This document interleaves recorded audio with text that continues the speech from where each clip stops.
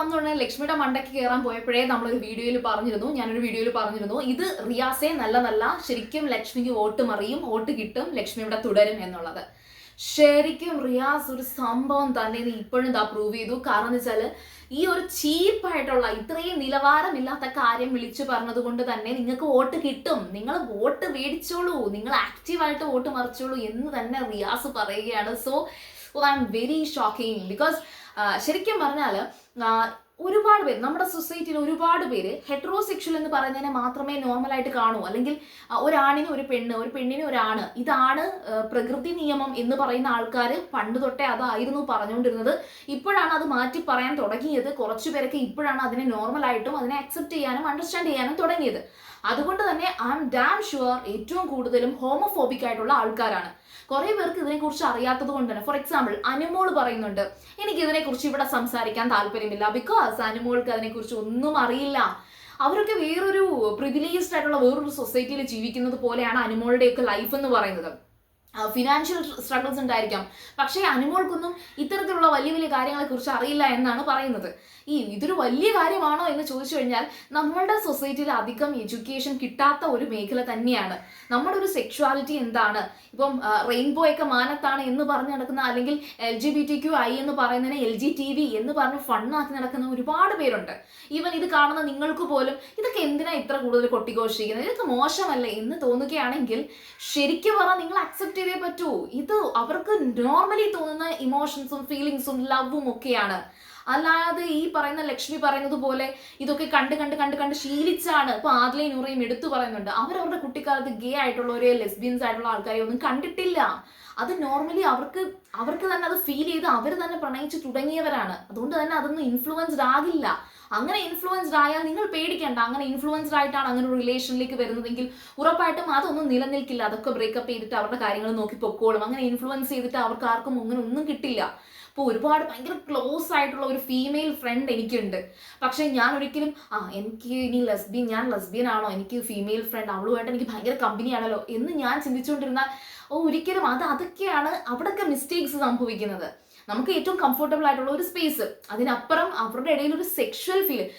അതിൽ ഇടയ്ക്കിടയ്ക്ക് പറയുന്നുണ്ട് നിങ്ങളൊക്കെ ഈ രാവിലെ തൊട്ട് വൈകിട്ട് വരെയും ഈ റിലേഷൻ എന്ന് പറയുന്നതിനെ നിങ്ങൾ ചുമ്മാ സെക്സ് ആണെന്ന് ചിന്തിക്കാവേ. അതിൽ രാവിലെ തൊട്ട് വൈകിട്ട് വരെ നമ്മൾ സെക്സ് ചെയ്തുകൊണ്ടിരിക്കുന്ന ആൾക്കാരൊന്നും അല്ല. നമ്മൾ നോർമൽ ഹ്യൂമൻസ് ആണ്. രാവിലെ എഴുന്നേൽക്കുമ്പോൾ നമ്മുടെ വർക്ക് ഉണ്ട്, നമ്മുടെ കാര്യങ്ങൾ ചെയ്യണം, ഫുഡ് ഉണ്ടാക്കണം, കഴിക്കണം. അതുപോലെ തന്നെ എന്താണോ ഫിനാൻഷ്യലി നമുക്ക് അന്നത്തിന് വേണ്ടിയിട്ടുള്ള വക തേടി പോകുന്ന മനുഷ്യരാണ് ഈ ലോകത്ത് കൂടുതൽ പേരും. കുടുംബത്തിന് വേണ്ടിയിട്ട് ആ കുടുംബം എങ്ങനെയാണ്, ആ കുടുംബം ഒരു കുടുംബമാക്കി മാറ്റേണ്ടതെന്ന് ചിന്തിക്കുന്നവർ തന്നെയാണ് ഈ സമൂഹത്തിൽ ഏറ്റവും കൂടുതലുള്ളത്. അപ്പോൾ റിയാസ് വന്നിട്ട് ഈ ഒരു ടോപ്പിക്കിലേക്ക് ഡയറക്റ്റ്ലി കിടക്കുകയാണ്.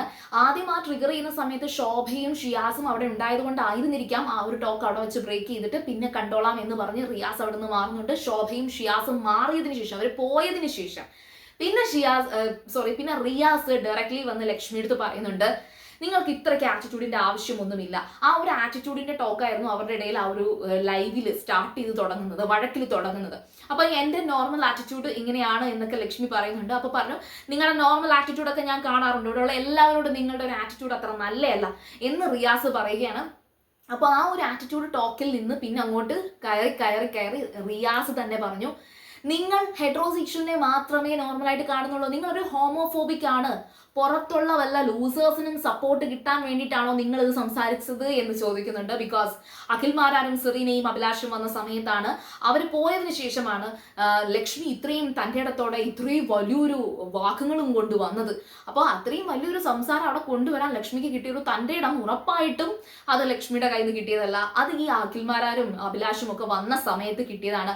അപ്പോൾ അതുകൊണ്ട് തന്നെയാണ് ചോദിക്കുന്നത് ഇത് ഈ ഒരു സ്ട്രാറ്റജി മാറ്റി പിടിക്കാൻ വേണ്ടിയിട്ട് ആരെങ്കിലും ഒരു ക്ലൂ തന്നതാണോ എന്നുള്ളത്. അത് റിയാസ് അവിടെ അങ്ങനെ തന്നെ ചോദിക്കുന്നുണ്ട്. എന്നിട്ട് അതിനുശേഷം ഇവരൊക്കെ വന്നു പോയതിനു ശേഷം ലക്ഷ്മി പലതവണയായിട്ട് പലരിടത്തും പറയുന്നുണ്ട് ഈ ഉള്ളി കേസും തക്കാളി കേസും ക്യാരറ്റ് കേസും ഒന്നുമല്ല ഞാനിവിടെ സംസാരിക്കാൻ പോകുന്നത്, ഞാനിവിടെ വലിയ വലിയ പ്രശ്നങ്ങൾ ഉണ്ടാക്കും. അങ്ങനെ ആദ്യം ഉണ്ടാക്കിയ ഒരു വലിയ പ്രശ്നമായിരുന്നു ഈ പറയുന്ന മസ്താനി ഒനീൽ വിഷയം. ഒരു വലിയ സെക്ഷൽ അലിഗേഷനെ കുറിച്ച് സംസാരിക്കാൻ വേണ്ടിയിട്ട് നമ്മുടെ ലക്ഷ്മി കുറെ പണിപ്പെട്ടു, പക്ഷെ നന്നായിട്ട് വിയർത്തു, വെള്ളം കുടിച്ചു. അതിനുശേഷം പിന്നുണ്ടാക്കിയ വിഷയം നമ്മുടെ ആദില നൂറ അവരുടെ വിഷയമാണ്. അവസാനം ലാലേട്ടന്റെ വീട്ടിലേക്ക് സ്വാഗതം ചെയ്യുന്ന ലെവലിലേക്ക് ആതിരയുടെയും നൂറയുടെയും ഗ്രാഫ് ഉയർന്നു. സോ ലക്ഷ്മി കൈവച്ചെടുത്തൊക്കെ പണിയാണ് കിട്ടിയത്.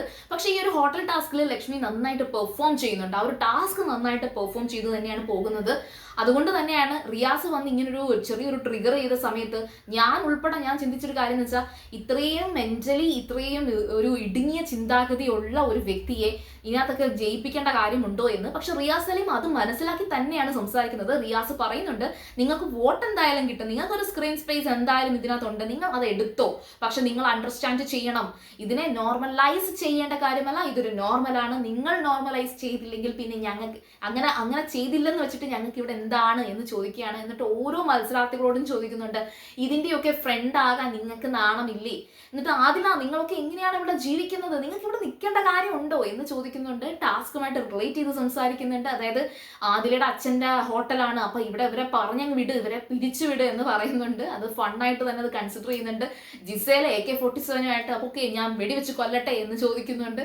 സോ അവിടെ ഫണ്ണൊക്കെ നടക്കുന്നുണ്ട്. പക്ഷേ റിയാസിന്റെ ഒരു പ്യുവറായിട്ട് റിയാസ് ചിന്തിക്കുന്ന വെച്ചാൽ ഇവരെ അങ്ങോട്ട് എന്താ പറയുക എഡ്യൂക്കേറ്റ് ചെയ്യുക എന്നുള്ളതാണ്. അങ്ങനെയൊന്നും എത്ര കാര്യങ്ങൾ കേട്ടാലും എത്ര ഡിബേറ്റ് ചെയ്താലും ശരി ഇതൊന്നും എഡ്യൂക്കേറ്റ് ചെയ്യാൻ സാധിക്കത്തില്ല. ഈ ഡിബേറ്റ് എന്ന് പറയുമ്പോൾ രണ്ടുപേർ അങ്ങോട്ടും ഇങ്ങോട്ടും നല്ല രീതിയിൽ വാക്കുകൾ ഉപയോഗിച്ച് സംവാദം ചെയ്യുന്നതാണ് ഈ പറയുന്ന ഈ സംവാദം അല്ലെങ്കിൽ ഡിബേറ്റ് എന്ന് പറയുന്നത്. പക്ഷേ ഇവിടെ ലക്ഷ്മിക്ക് സംസാരിക്കാനുള്ളത് വെറും 2 വാക്കുകളാണ്. എനിക്കിത് ആക്സെപ്റ്റ് ചെയ്യാൻ പറ്റും, പക്ഷെ നോർമലൈസ് ചെയ്യാൻ പറ്റത്തില്ല. എൻ്റെ കുട്ടികൾ ഇത് കാണുന്നു, ഇത് ഇൻഫ്ലുവൻസ് ആകും എന്നുള്ള പേടി എനിക്കുണ്ട്, ഇതിന്റെ ആവശ്യമില്ല എന്ന് മാത്രമേ ഈ പറയുന്ന ലക്ഷ്മിക്ക് പറയാൻ വാക്കുകളുള്ളൂ. ഇതിനെക്കുറിച്ച് റെന, ബിന്നി, ഒനീല് എല്ലാവരും അക്ബറും ഒക്കെ സംസാരിക്കുന്നുണ്ട്. പക്ഷെ ലക്ഷ്മിക്ക് ഇതേ പറയാനുള്ളൂ എന്ന് പറയുമ്പോൾ ഒരു കാര്യം കൂടി ഓർക്കുക. ഇപ്പം ബിന്നി പറഞ്ഞൊരു പോയിന്റ് ആണ്, അതായത് ഇപ്പോൾ 4 വയസ്സുള്ള ഒരു കുട്ടി, ആ കുട്ടി ഇത് കണ്ടിട്ട് ഇൻഫ്ലുവൻസ്ഡ് ആകുമെന്ന് തോന്നുന്നില്ല. പക്ഷെ ആ കുട്ടി ഒരു പക്വതയ്ക്ക് എത്തി വിവരമൊക്കെ വെച്ച് വരുന്ന സമയത്ത് ഇവരെന്നല്ല, ആദില നൂറ എന്നല്ല, ഏതെങ്കിലും ഒരു വഴിയിൽ ഈ പറയുന്ന ഗേ കപ്പിൾസിനെ കുറിച്ചോ അല്ലെങ്കിൽ ട്രാൻസിനെ കുറിച്ചോ അറിയുന്ന സമയത്ത് ഈ ലക്ഷ്മിയുടെ കുട്ടിക്ക് അത് മറ്റൊരു തരത്തിൽ അത് ചിന്തിച്ച് ഓക്കെ ഇങ്ങനൊരു കാര്യമുണ്ട്, ഇങ്ങനൊരു ആൾക്കാരുണ്ട്, എനിക്കും എൻ്റെ സെക്ഷുവാലിറ്റി ഇതാണ് എന്ന് ലക്ഷ്മിയുടെ കുട്ടിക്ക് തോന്നിയാൽ തെറ്റ് പറയാൻ പറ്റുമോ? അത് ഇൻഫ്ലുവൻസ്ഡ് ആണെന്ന് പറയാൻ പറ്റുമോ? ഇതൊക്കെ ഇവിടെ ബിന്നിയൊക്കെ സംസാരിക്കുന്നുണ്ട്. ശരിക്കും പറഞ്ഞാൽ ജിഷിനൊക്കെ മാറിയിരിക്കുന്നത് ഞാൻ ശ്രദ്ധിച്ചു. അതായത് ഈ ഒരു കോൺവെർസേഷൻ ആദ്യം തുടങ്ങി വരുന്ന സമയത്ത് അക്ബർ, അഭി, നെവിൻ ഇവരൊക്കെ ആണെങ്കിൽ സ്മോക്കിംഗ് റൂമിലായിരുന്നു. അവർ വന്ന ഉടനെ തന്നെ ഈ ഒരു കോൺവെർസേഷൻ കണ്ടപ്പോൾ അതിലേക്ക് ജോയിൻ ചെയ്തു. ബട്ട് ജിഷിനും അക്കൂട്ടത്തിൽ സ്മോക്കിംഗ് റൂമിൽ ഉണ്ടായിരുന്നു. പക്ഷെ വന്ന് ഇത് കണ്ടപ്പോഴത്തേക്കിന് മാറിയിരിക്കുകയാണ്, ഒതുങ്ങിയിരിക്കുകയാണ്. ബിക്കോസ് ജിഷിനൊക്കെ വേദലക്ഷ്മിയെ സപ്പോർട്ട് ചെയ്യുന്ന കൂട്ടത്തിലാണെന്നാണ് എനിക്ക് തോന്നിയത്. ശരിക്കും ഇതൊരു സ്ക്രീൻ സ്പേസ് നന്നായിട്ട് കിട്ടേണ്ട. ലാലേട്ടൻ വരുന്ന സമയത്ത് ഇത്രയും വലിയൊരു കാര്യം അവിടെ സംസാരിച്ചപ്പോൾ നിങ്ങൾക്ക് ആർക്കും അഭിപ്രായമില്ലായിരുന്നോ എന്ന് ചോദിക്കാൻ സാധ്യതയുള്ളൊരു കാര്യമാണ്. എല്ലാവരും ഇതിൽ ഇറങ്ങി സംസാരിച്ചാൽ നന്നായിരിക്കും എന്ന് തോന്നുന്നു. ഈവൻ അനുമോൾക്ക് നല്ലൊരു എന്താ പറയാ ഗെയിമറാണ്. പക്ഷേ അനുമോൾക്ക് അറിയില്ല ഏതാണ് സ്ട്രോങ് പോയിന്റ്, ഏതാണ് സ്ട്രോങ് കോണ്ടന്റ് എന്നുള്ളതൊന്നും അനുമോൾക്ക് അറിയില്ല. ഒരു സില്ലി ഗെയിമറായിട്ടാണ് എനിക്ക് അനുമോളെ തോന്നിയിട്ടുള്ളത്. ചെറിയ ചെറിയ തമാശകളും ചെറിയ ചെറിയ പ്രശ്നങ്ങളും ഒക്കെ തലയിടുന്ന കാര്യങ്ങളാണ് ഒരു സൊസൈറ്റിയിൽ ഏറ്റവും കൂടുതൽ സംസാരിക്കേണ്ട ഇതേ കണക്കുള്ള വിഷയങ്ങൾ. നമ്മുടെ സൊസൈറ്റിയിൽ പ്രോഗ്രസീവായിട്ട് തന്നെ ചിന്തിക്കുന്ന കുറേ കാര്യങ്ങൾ, അതിനെക്കുറിച്ചൊക്കെ സംസാരിച്ചാൽ നന്നായിരിക്കും. പക്ഷെ അതൊക്കെ ഓരോരുത്തരുടെയും പെർസ്പെക്റ്റീവാണ്. അപ്പോൾ നിങ്ങളുടെ പെർസ്പെക്റ്റീവ്, നിങ്ങളുടെ അഭിപ്രായങ്ങളും കമന്റ് ചെയ്യുക. അതുപോലെ സീരിയൽ ഗ്രാൻഡ്മ ഫസ്റ്റ് ടൈം ആണ് കാണുന്നതെങ്കിൽ ഉറപ്പായിട്ടും നിങ്ങൾ സബ്സ്ക്രൈബ് ചെയ്തിട്ട് കാണുക. വീഡിയോ ഇഷ്ടപ്പെട്ടാൽ ലൈക്ക് ചെയ്യുക, കമന്റ് ചെയ്യുക, ഷെയർ ചെയ്യുക. അപ്പോൾ ഞാൻ പോയി വരാം. ബൈ.